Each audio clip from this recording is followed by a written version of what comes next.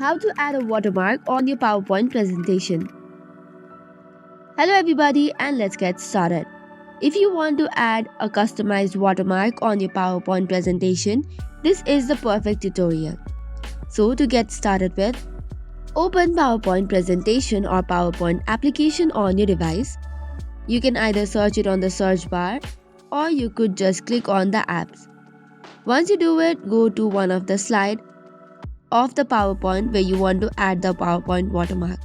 Then tap on the Insert tab and go to Shapes and select the shape in which you want the watermark to be placed as. Now adjust the position of the shape in such a way that it is according to the watermark. Go to the shape field and then choose on Pictures.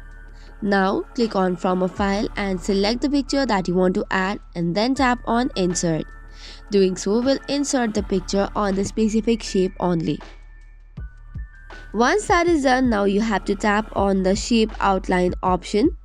Then after tap on more outline colors and then select the transparency to 100.